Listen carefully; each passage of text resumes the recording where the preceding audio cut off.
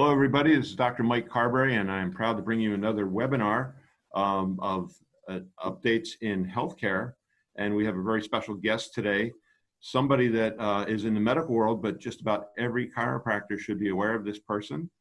We have Dr. Stephen Brownstein. He's a medical doctor and a board-certified radiologist, graduate of Robert Wood Johnson Medical School at Rutgers University, and a big fan of chiropractic.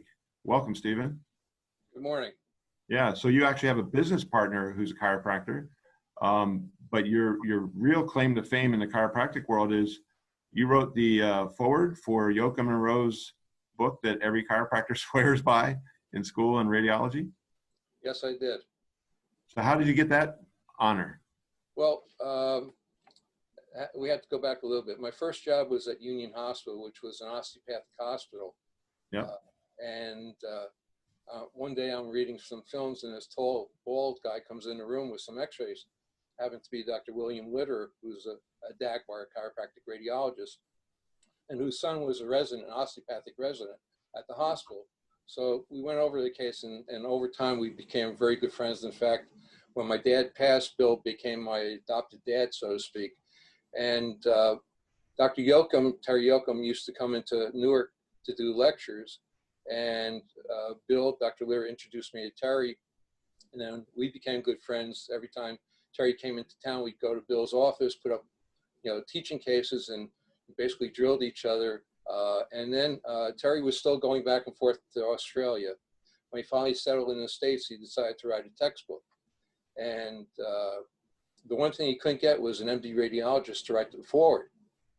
So Dr. Lear asked me whether I could do it. This is going back early 80s, before Wilkes versus the AMA, and it was almost criminal to be associated with you, let alone write a foreword to his textbook. So I said, no problem. So I wrote the foreword to Terry's book, and it's gone on to become not only used in every chiropractic school, with well over 50 medical schools also using it. Wow. So I'm really proud of that. And, Terry, if he was left-handed, probably would have been a pitcher instead of a chiropractor. And his daughter is now a chiropractic radiologist, Alicia, and she's joined his practice. They're actually building an addition onto his house because she's into musculoskeletal ultrasound and therapies. So also, Bill introduced me to Lindsay Rowe, the other young Turk with Lindsay and Rowe. And then a couple years later, when I was at the VA, Bill and I decided to donate our teaching library to Palmer College. Now, wow. It wasn't a small library. They had to have 3 students come out with a U-Haul to come to Bill's house and then to my house. There were thousands of x-rays, thousands of slides. So, it got to Palmer. There was a nice write-up. And a couple years later, Dr. Marchiori, Dennis Marchiori, who was a radiologist at Dagmar at the time, was writing another textbook. And Dennis asked me, can I use a couple of your cases in my book? I said, sure. About a year or 2 later, I get a copy of the book. 300 of my cases are in Dennis's book. I said, Dennis, my name should be on the friggin' cover.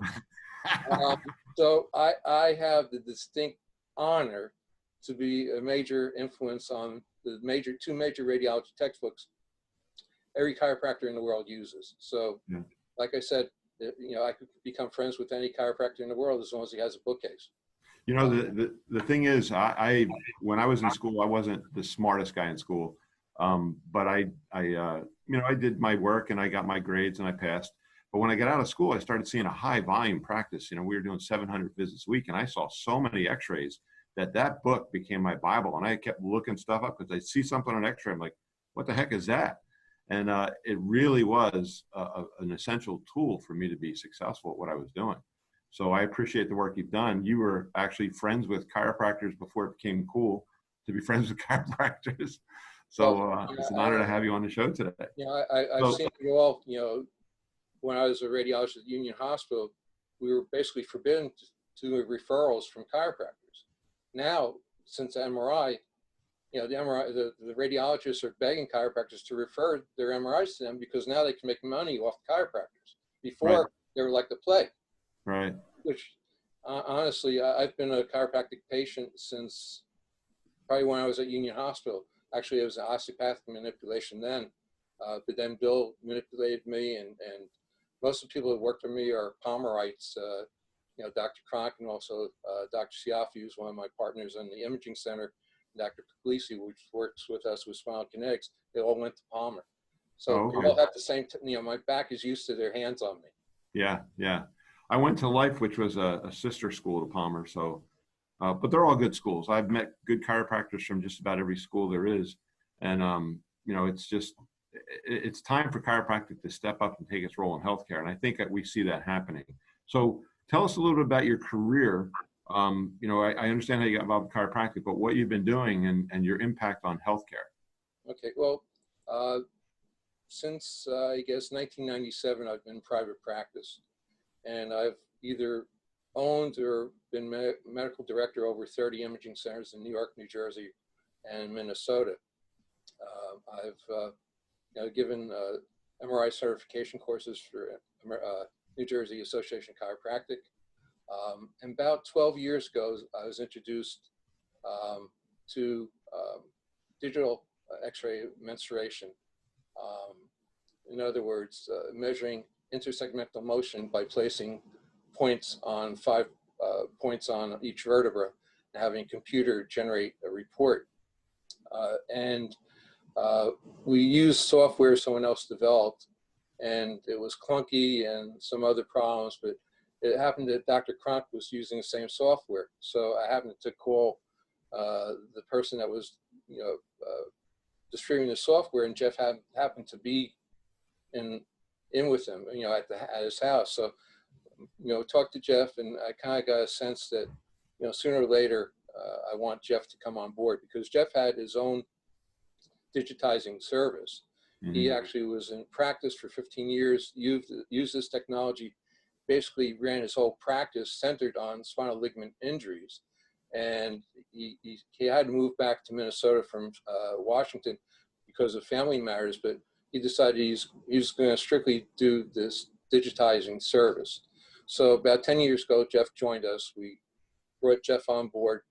At the time, he was head of medical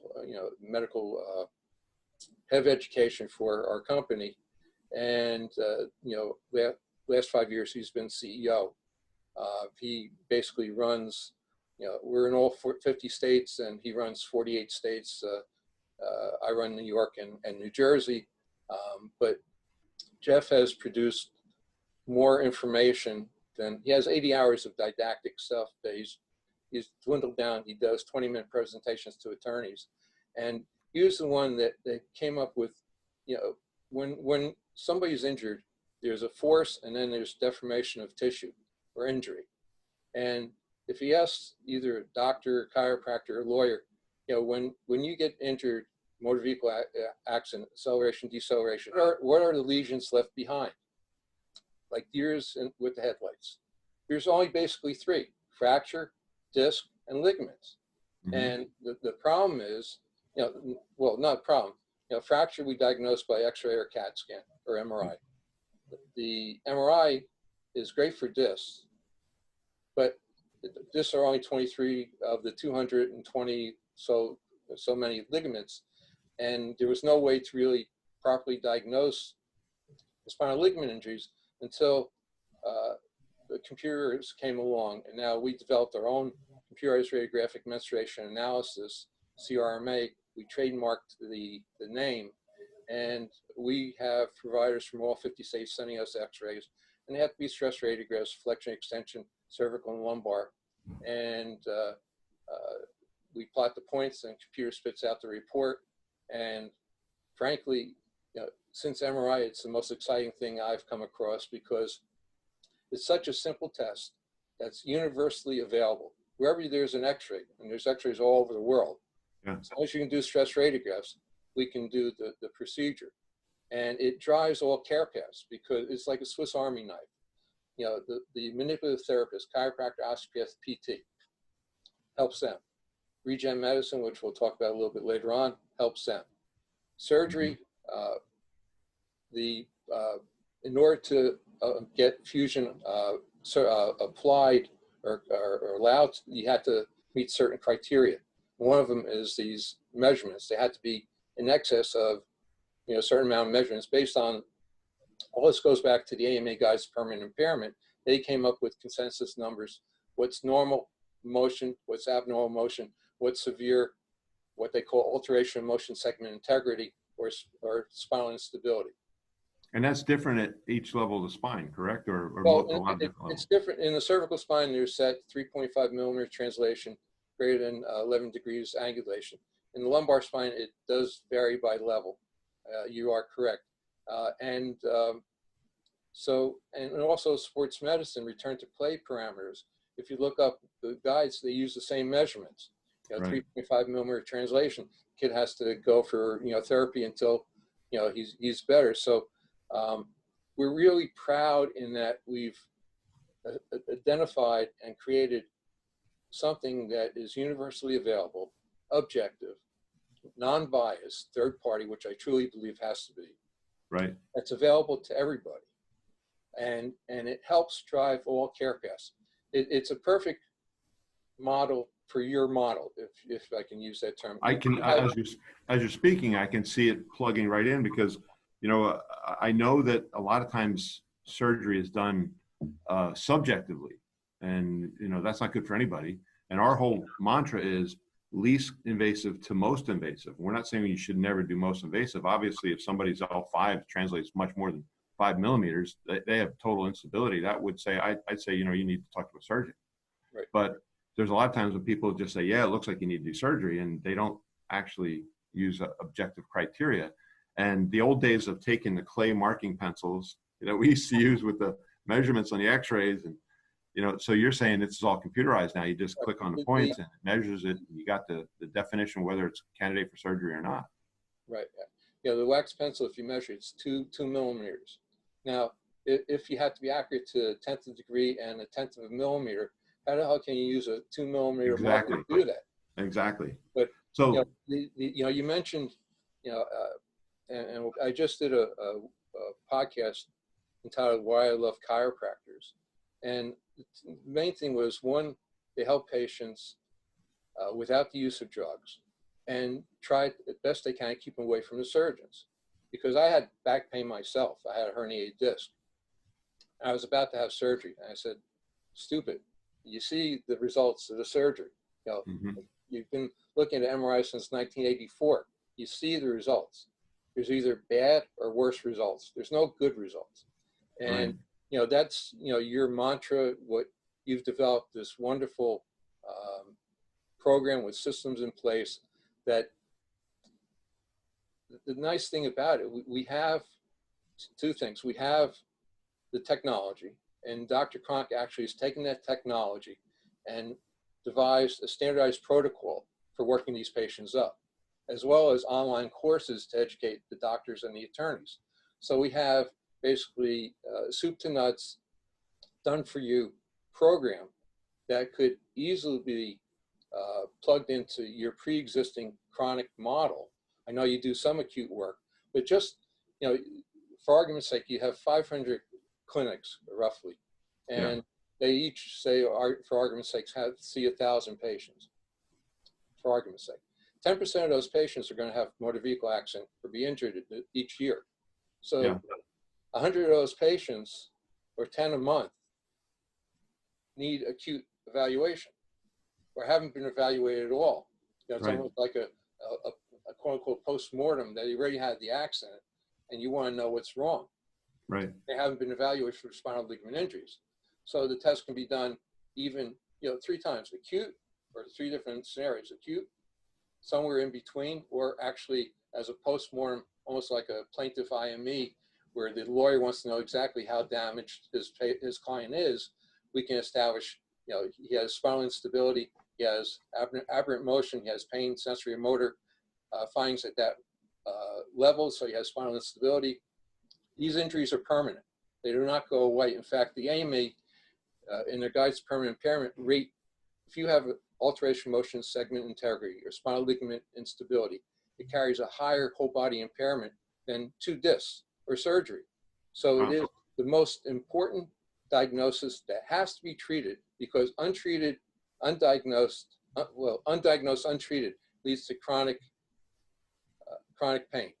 Yeah. And your goal in life is to get rid of, you wrote a book, the end of healthcare as we know it, or whatever the title Death is. of American I Healthcare. Yeah. couldn't find it on Amazon. I was gonna speed read it. At least I would have known. But we know the facts. The U.S. is the country uses the most drugs, and the opioids and codons and all that stuff. We had to stop the cycle. Yeah. I was a member. I don't know whether you know Dan Bennett.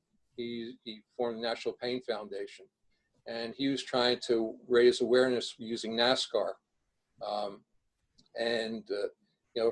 For whatever reason, didn't take off. But I've been in trying. We believe in the same thing. Yeah. No drugs unless absolutely necessary. Certainly no opioids, and no surgery unless absolutely necessary. So if we can make early diagnosis, and with your integrated model, which is genius, like I said, I used to own MD/DC practices. I know all about quote unquote multidisciplinary practices. Basically, it's like a sack of potatoes that you pass from one to the other, and it doesn't work as well as you have basically. There's a book called the Genius, the Group Genius, and what happens is when you bring, as you said, multiple technologies, in this case, multiple medical practices together, chiropractic, Right. PT, medical together, the sum is greater than the parts. There's Exactly. a spark of knowledge that gets passed from one to the other, almost like electricity, that helps the patient. Patient's in the middle. Yeah. So you get all this juice of this intellectual knowledge that you've managed to get your hands around and control it with your systems in place. That it's beautiful. That's right out of Napoleon Hill, Think and Grow Rich, and some of his other books about the mastermind, and the sum is greater than the parts. And when you get good minds together trying to tackle the same problem, you get energy and knowledge far beyond anybody in that group could contribute on their own. Right, and they say that the knowledge is incremental. It just doesn't happen right away. And chiropractors, they have this magical technology available to them. And for the life of me, half the chiros aren't taking x-rays anymore, which Yeah, I don't know why. To me, Well, I do know why. I do know why. They are not being reimbursed in a lot of states. So like, for example, in the state where I have a practice, I don't live there, but one of the main insurers there say, well, chiropractors get $60 a visit. You can do whatever you want. You can take x-rays, you could do an exam, you could do rehab, you could do whatever. You're only getting $60. Or you could toggle C1 and you get $60. So the guys they're shying away from the x-ray, and I'm going, I don't do x-ray for the money. I do x-ray because it gives me the information I need to manage the patient and to see if I'm actually making a difference. Plus, when the patient sees that picture of themselves and they realize how bad they are, it's a great motivator for them to go, I need to stop this. This is like, it's like seeing a cavity on an x-ray. You go, oh man, that tooth is worse than I thought. When you see your spine degenerating in an area of an old injury, people look at it and go, crap, why did I let this get this bad? So it's, to me, the most valuable tool that we could be using. And to see somebody putting a mensuration process that's digital to it is phenomenal. I mean, I didn't realize, I knew that would probably come about, but I just never really looked at one.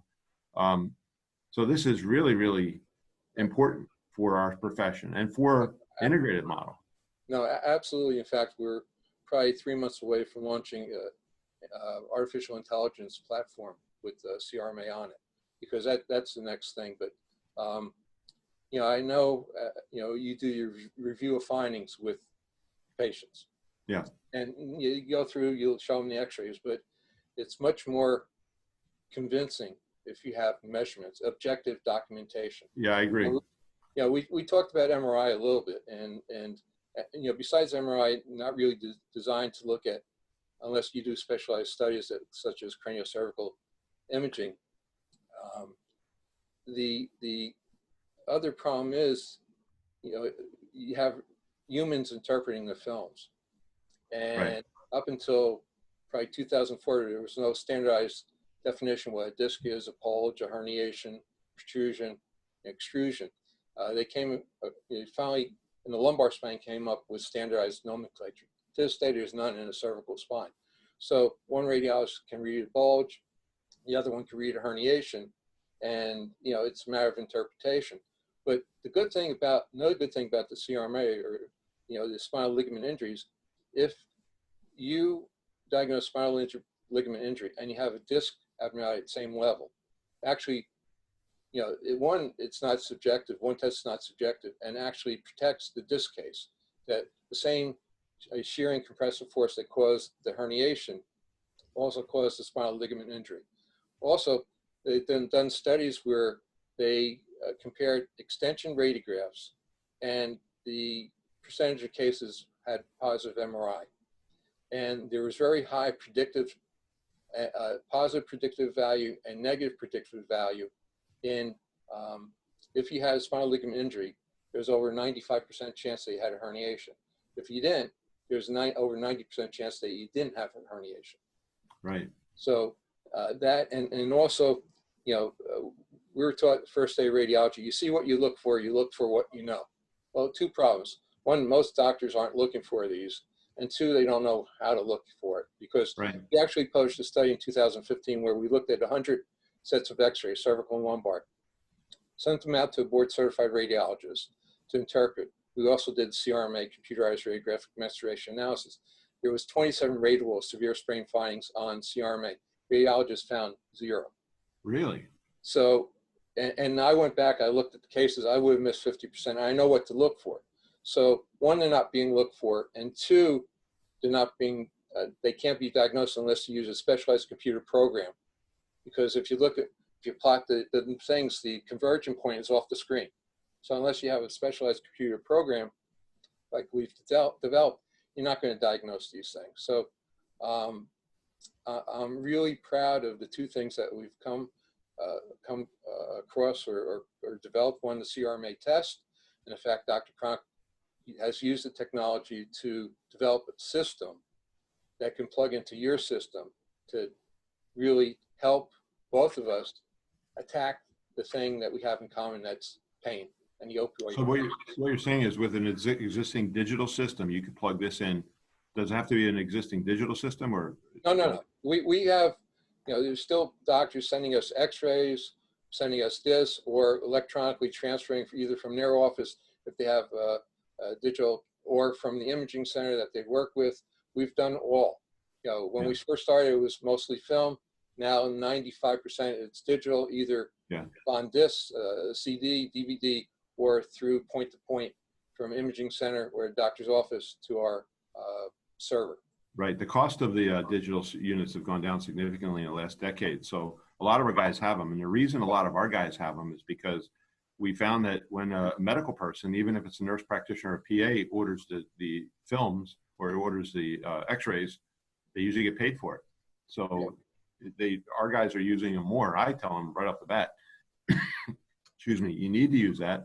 That is such a vital tool to see what's going on. And now with your measurements, it would be way more valuable. No, absolutely. And a spoiler alert, I really can't say it. There's a company, I can't mention the name, but it's developed a new technology for x-ray using nanotechnology. And it should be available after the first of the year. So then nanotechnology would increase the clarity, or what? Well, there are no rotating anodes, no tube replacement.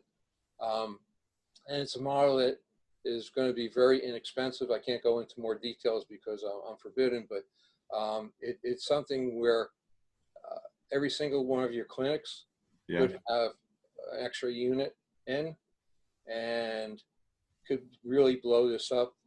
And every patient that's been injured, you could properly diagnose, and with your Group Genius program, with all your systems in place and integrated model, it would absolutely blow the place up.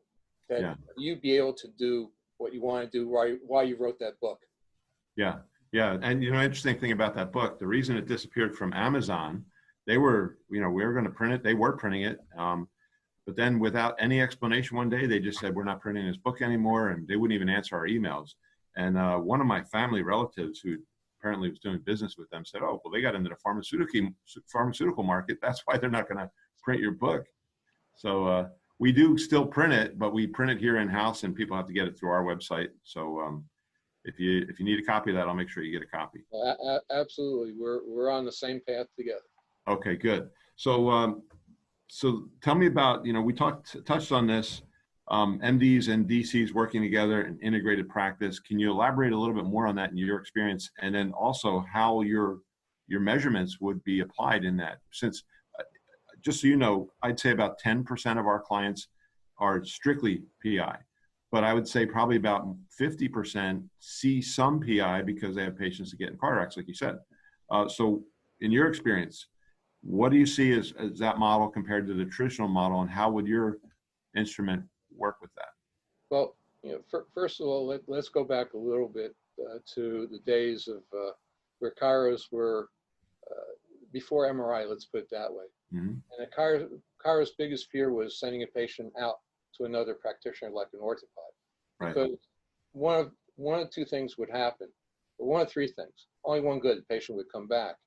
The other, the orthopod would steal the patient, Mm-hmm. or two, he'd badmouth the chiro. Right. And so many years ago, one of my partners had several chiropractic practices, and he said, let's do an MD-DC model. And we hired an osteopath to actually work with the practicing chiropractor in the office. And it worked well for a while, but obviously personality sometimes doesn't work, and we went on to imaging centers. So more in New Jersey, by the way, they didn't pass that law. I know you in one of your webinars or your pep talk, you asked somebody whether New Jersey got the law passed where chiros could hire MDs. Unfortunately, it didn't pass. So, the chiros now, they can do MD-DC where the MD has to be 51%, chiro 49%, Yep. or the other California the same way. Yeah, or the other model where they just rent space. They have the acupuncturist, they have the this, that, and the other thing, and kind of just based on Medicare, the usage and all that stuff. So unfortunately, New Jersey is a pain in the ass to work with most of the time. But listen, I was born here, went to do my residency in the same place I was born.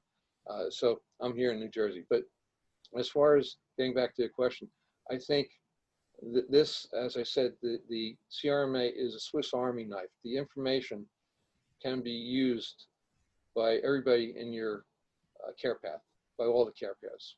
Mm-hmm. And one of the things we talked briefly about, but chiropractic has to own this model. And it has to, even integrated, I truly believe that chiros have to do whatever they can not be assimilated by osteopaths to a point where osteopathic manipulation is an elective in osteopathic school. Yeah. What chiros do best is manipulate the spine. And also, chiros are so far advanced in this knowledge that most MDs are so far behind that, the chiros have to lift the MDs up and educate the MDs, but you don't have time, for all of them to get on board first. The chiros had to push the model forward, and the MDs will catch up. Yeah, I agree with that. There's a lot of MDs out there that want to do it, but they don't have the knowledge because that's not what they're doing day to day. And unfortunately, the chiros are doing it day to day, but they're not getting reimbursed for it. So, this model, I think, will change healthcare to where we can actually have a less invasive treatment protocol. We know that it'll be a shift of dollars. It's a disruption of the industry. If we reduce, like I was looking through your book, and $283 billion spent on back pain in just 2012. No, it's nuts. The burden of musculoskeletal injury, they published a big document a couple of years ago. And, it's, and what's happened is, if you look at a person's injured, the insurance company does whatever it can not to pay. Patients aren't properly diagnosed, not properly treated. They go on to chronic pain. So right. Basically, there's the displacement of financial responsibility from the automobile from the automobile insurance carriers or work comp carriers to health or Medicare. They have to cover the burden. And Dr. Crunk published some numbers. It costs somewhere in the neighborhood of $11,000 a year for a person to treat their pain, Wow. because these aren't diagnosed. It's crazy numbers. And I think for the first time, with your genius and our technology and just programs, we have the ability to make a major impact on your current clinics, which are 500, whatever they are, but 10x, as Grant says, 10x them to 5,000. And I think you have, between Grant and Brandon and Jeremy and Eric, and you have all the ingredients to blow this thing up to where we can make a significant impact on all these patients from the beginning. Let's get to them. Great, you have the chronic model, but let's get to them before they get there, at least in the spine. And the spine model is the easiest one with standardized protocols and standardized tests that plug and play. Get, even as 10% of your clinics, if those 10%, you have 10% of the patients are going to be injured. So, and Jeff has a whole program on marketing and all that stuff as well. Right. That white label, whatever you want to do, we can do it. We'll talk.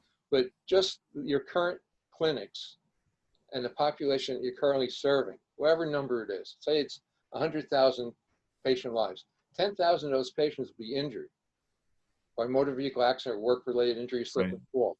Right now, you don't have any standardized system, standardized protocol how to treat these patients. You have the chronic model, plug in the acute model. It's intertwined. You may have to tweak it a little bit, like a patch between the two, but that's simple. The hard work, the heavy lifting's already been done. You did I'm sorry. I was going to ask you a question because, we don't typically measure ligament instability on a chronic case. I'm sure there's times that you would, but I know most of our guys don't. So I don't even know what we would find, but I know if you looked at an acute case, when I was doing some PI and I did some back in Pennsylvania, we would always do the films flexion extension and lateral flexion to see if there was instability. In your experience, when somebody has that injury, because I know that one of the things we dig for is what was the initial injury. And I would say 75% of the time people go, you know what, this started 10 years ago and 12 years ago I had a car accident. They spot it. So what we're dealing with in our chronic model is car accidents decades later. In your experience, should we be measuring instability on those chronic patients, and what would we expect to find? Well, I think probably Jeff could answer it better, but my gut feeling is that certainly if the patient has an exacerbation of their pre-existing condition, if you will, then you're going to evaluate whether they have new spinal instability, quote unquote, because there's no sensory, motor, or pain symptoms. And I know, symptoms, to function, you want to see what the symptoms are due to. If you have spinal instability, spinal ligament injury at that site, or aberrant motion at that site, you're probably going to treat them different, potentially, than if not. If they're immobile, where they'd have no mobility, you still want to get motion into the joints, because lack of motion, leads to problems as well. So I think, it can carry some weight, some significant weight, but by far the greatest usefulness is on acute cases, because you're seeing the result of the acute injury. You have accelerated degeneration. In fact, there's a lawyer in Minnesota, Doug Schmidt, who's an advocate. He actually teaches lawyers and doctors about CRMA, because he had like a 28-year-old that had a car accident, and within 5 years they had a spine of a 60-year-old. Wow. Yeah, I can see that. Failure to diagnose these conditions. So, yep. I don't want to beat this to death, but all I'm going to say is we have the technology, we have the program, you have the genius network of your integrated, advanced integrated program, and it's to me, it's a marriage made in heaven. Yeah, I agree. I'll just tell you this, from the films I typically ordered, and then the doctors who work in my clinic and the nurse practitioners who work in my clinics, we would look for a flexion extension view on a chronic patient. What we were looking for on that, especially in the cervical, is was there not instability, but was the joint fused? Was it not moving intersegmentally, which we know is required for imbibition of a disc? But I can tell you we've had a number of patients get in a car wreck after they became a patient. And the insurance company started fighting who's responsible. So we'd go back and take that flexion extension view again and compare it, measure it on the original, measure it on the later, and see if there was ligament instability. And we won a lot of cases that way, proving that, yeah, there was a change. Even though the x-ray looked the same, there was a change in the ability to move and the stability of that patient. So certainly having that objective data from the beginning would not be a reckless thing to do. It would be a very, very smart thing to do. I could see the application of this in this model for sure. So I definitely, when we're done this webinar, you and I are going to talk a bunch more on this, because I can see that application. Absolutely. So what else can we give your audience that I can be of help to well, let me ask you a question about, and I don't know how much you know about regenerative medicine, but regenerative medicine is now a new factor in the game. So let's say somebody does have ligamentous instability. You know, nobody actually knows for sure and can prove what happens when you inject cells from an area like around Wharton's jelly or inside the amniotic tissue, so it's immune privileged. When you inject that, we do know there's healing takes place. And everybody says, we can't prove that. You don't know what's actually working. And frankly, I don't care. If you can do something like that and get it to heal, now taking these measurements would be another way to determine what actually did you affect on that patient. You know, checking the stability ahead of time and afterwards, and see what kind of changes. Even on a acute case, if you had an acute case and you're going to use regenerative medicine in that case, you could see, is there instability to begin with, and then measure after you're done your treatment, is there now stability that you affected without surgery? I could see that being a very, very important factor. Do you know anything about regenerative medicine? Well, first of all, one of my best friends is Joe Krieger, who runs Boston BioLife. Okay. And we're a sponsor of Boston BioLife. We've participated in some of his seminars, and Jeff and him we're talking about launching some of our programs on his platform. And all I can tell you is within the next couple of years, regenerative medicine is going to have a major impact on the acute spine model. I know Chris Santani out wherever, I think he's Colorado, is actually injected intraoral into the alar and apical ligaments. Wow. So, you know, I truly feel that regen medicine is going to be the major player in the acute injury model, the acute injury spine model. Yeah, Well, I agree with you. I mean, just based on what I've seen in the clinic, there's still all those naysayers out there putting out the articles. Like, I just saw an article the other day where they're saying these thousands of injuries. I'm like, really? I know thousands of people got these injections. I don't know anybody got injured. So, but there's going to be a fight on it. But I do believe that there's too many, excuse me, too many healthcare providers, especially in the medical world, that see what happens to these patients when we inject them. And they're like, okay, I can't go back to the way it was. This is totally different. We had an MD working with us in Chattanooga. He was our supervising MD, and he was an internal medicine doctor. And he started looking at what was happening with our patients. He started playing around with the regenerative medicine himself.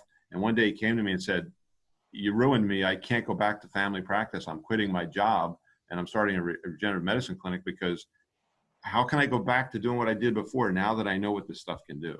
And that is a truly unbiased viewpoint of somebody observing it, seeing it. And I agree with you. It's the future. It's going to be the biggest tool in the future. It's not the only tool, but a very important tool. It should be definitely in your tool belt.